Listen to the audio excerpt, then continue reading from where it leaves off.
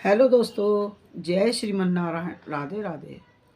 दोस्तों, आज मैं आपको बताना चाहती हूँ भगवान के प्रति हमें श्रद्धा, प्रेम, विश्वास होना बहुत ज़रूरी है।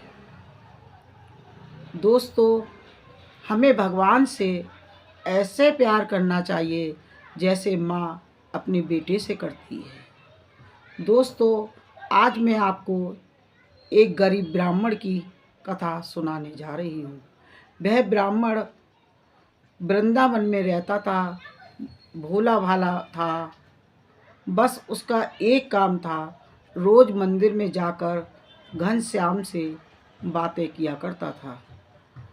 घनश्याम से बातें कर कर जब वो घर आया, उसकी पत्नी कहने लगी कि सबके पति गहने और कपड़े दिलाते हैं। भोले ब्राह्मण ने कहा, मेरे मित्र घनश्याम बाहर गए हुए हैं, जब वापस आएंगे तब मैं आपको गहने और कपड़े दूंगा। पत्नी ने कहा, आपके घनश्याम कहाँ रहते हैं? वे भोले ब्राह्मण अपनी पत्नी को लेकर मंदिर गया और मंदिर में जाकर गोपाल जी के सामने खड़े होकर कहने लगा, ये मेरे मित्र हैं। पत्नी ने कहा, ये तो भगवान है। भोले ब्राह्मण ने कहा, ये आपके लिए भगवान है, लेकिन ये मेरे मित्र हैं। ये कहकर पत्नी को घर छोड़ दिया। जब वो वापस आया और पत्नी से कहा, जिस दिन भी मेरे मित्र आ गए तो आपको गले का हार वगैरह सब दूंगा मैं। पत्नी ने कहा, ठीक है। कुछ समय क्या हुआ, बम्बई से एक सेठ आया और सेठ ने वृंदावन में एक मंदिर बनवाया था। उस मंदिर में घनश्याम की मूर्ति थी। सेठ ने सोचा, घनश्याम की सेवा कैसे होगी, मैं तो बम्बई वापस चला जाऊंगा। मंदिर में कुछ भक्तों से पूछा कि मुझे ऐसा पुजारी चाहिए जो भगवान का भोग लगा सके और उन्हें नहला सके, सुला सके। भक्तों ने कहा, एक ब्राह्मण है जो रोज प्रतिदिन आता है और घनश्याम से बातें करता है। सेठ ने कहा, कल मैं उससे मिलना चाहता हूँ। वो गरीब ब्राह्मण दूसरे दिन मंदिर गया। मंदिर में जाकर सेठ ने उससे कहा, क्या आप मंदिर में भगवान की सेवा कर सकते हो? इन्हें खाना खिलाना, नहलाना और सुलाना। भोले ब्राह्मण ने कहा, हाँ, ये सब मैं कर सकता हूँ। सेठ ने गहने दिए और कपड़े दिए। वह वापस बम्बई चला गया।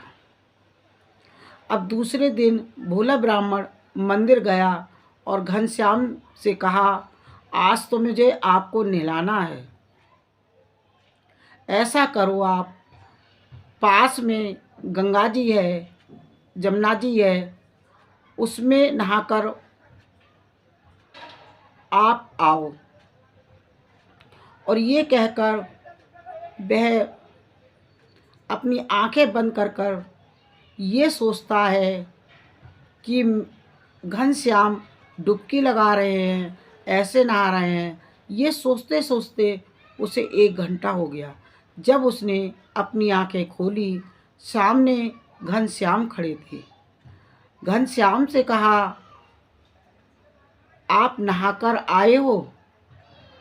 ऐसा करो, आज गर्मी बहुत है, आज कपड़े आप भी मत पहनो और मैंने भी अपना कुर्ता निकाल दिया और नीचे आप अपनी लुंगी लगा लो।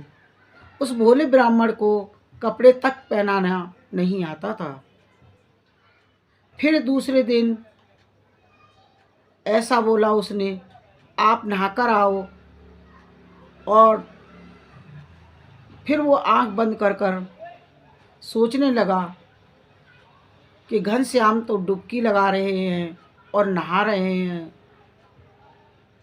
जब उसकी 1 घंटे बाद आँख खुली तब सामने उसने देखा घनश्याम खड़े हैं। भोला ब्राह्मण बोला, कल तो आपने भोजन नहीं प्राप्त कर पाए, लेकिन आज मैं आपको बताता हूँ, मेरी थाली में तो आपको दाल चावल और रोटी मिलेगी। मैंने सुना था आप बचपन में घर घर जाकर मक्खन खाया करते थे, तो आप आज ऐसा करो, अपने भक्तों के घर जाओ, थोड़ा थोड़ा भोजन खाकर आओ, आपको अच्छा अच्छा भोजन मिलेगा।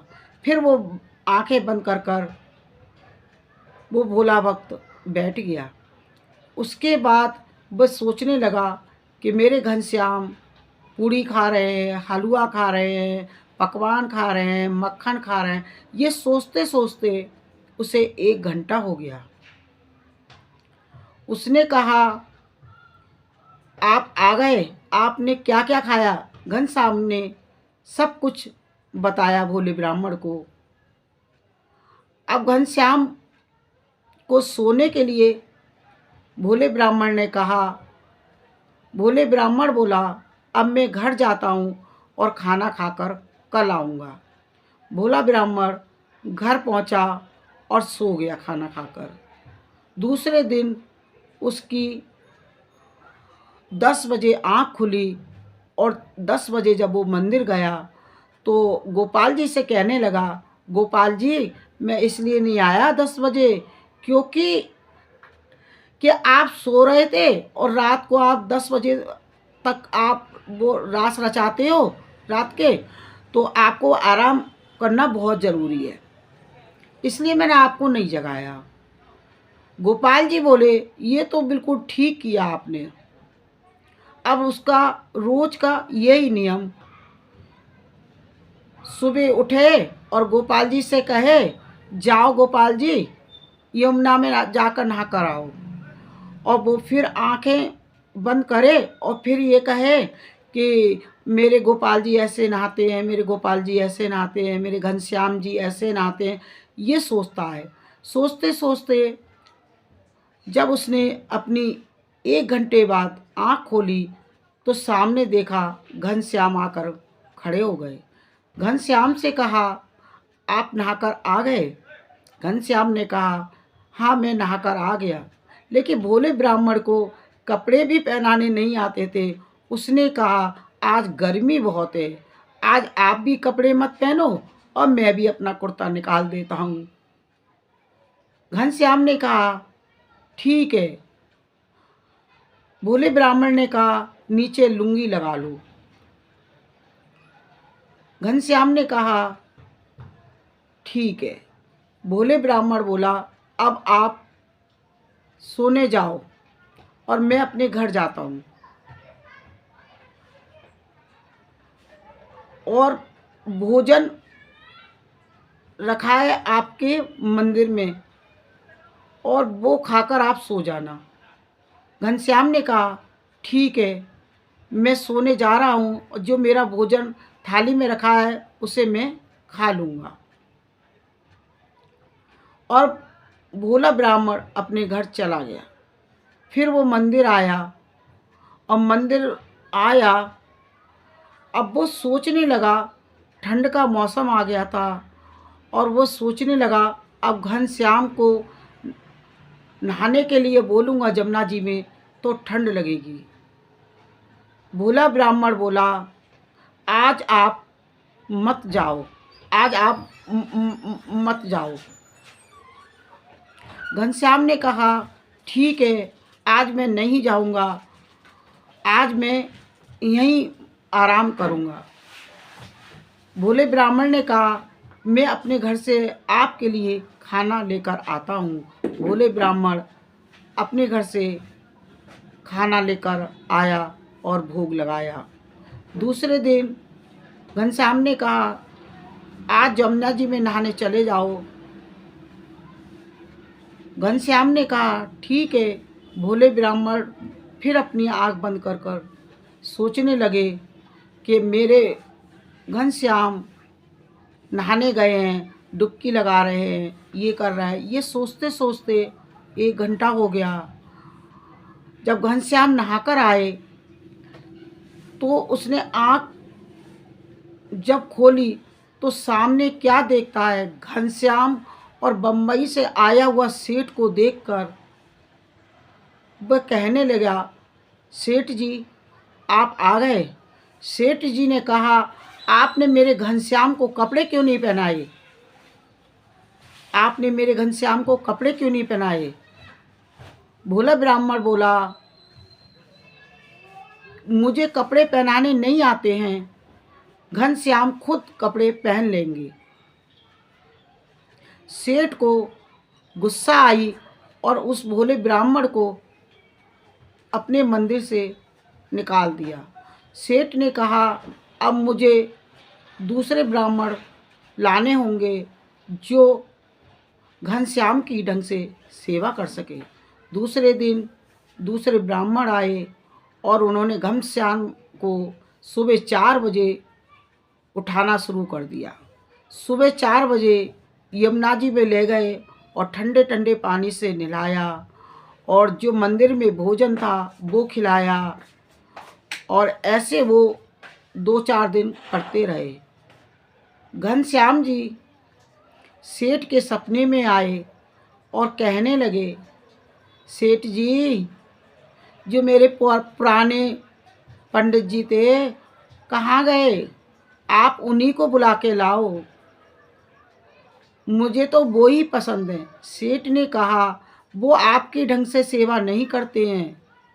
घनश्याम ने कहा, नहीं सेवा तो वो ही अच्छी करते हैं। सेठ ने कहा, ठीक है, कल सुबह मैं आपके सामने उसी ब्राह्मण को लाऊंगा। फिर वो सेठ ये बात कहकर सो गए।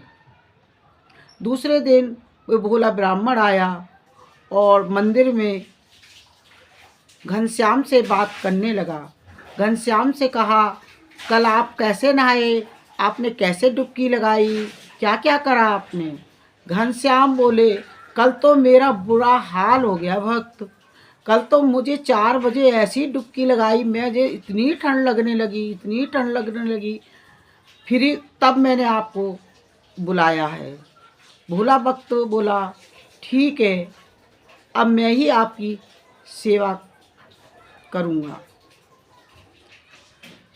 दोस्तों, इस कथा का समझाने का मतलब ये है कि आप लोगों को भी भगवान से ऐसे प्रेम करनी चाहिए जैसे माँ अपने बच्चे से करती है।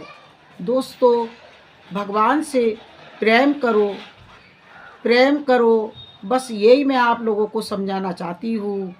अब मैं अपनी वीडियो को यहीं समाप्त करती हूँ। जय श्रीमन नारायण, जय श्रीमन नारायण।